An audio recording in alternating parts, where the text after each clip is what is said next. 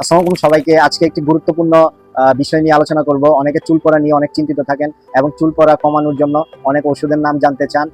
এবং আমাদের চুলের যে মূল প্রোটিন যেটা হচ্ছে ক্যারাটিন, এটা যখন কমে যায় তখন চুলের মধ্যে ফাটল তৈরি হয় এবং চুলগুলা রুগ্ন হয়ে যায়।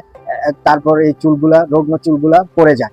এগুলোর জন্য ভিটামিন বি 7 বা বায়োটিন মার্কেটে, যেটা ফ্লোরিজ অথবা নবোটিন নামে মার্কেটে অ্যাভেলেবল, যেটা 1000 মাইক্রোগ্রাম।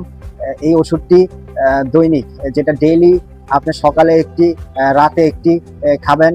এবং এই ওষুধটির সাথে ভিটামিন বি কমপ্লেক্স, যেটা বিকোজিন, এটা খাবেন। এই এই ওষুধগুলা খাওয়ার ফলে আপনার জাদুর মতো চুল পড়া বন্ধ হয়ে যাবে এবং নতুন চুল গজাবে। এবং যে রুগ্ন চুলগুলা, এই চুলগুলাকে হেলদি করবে।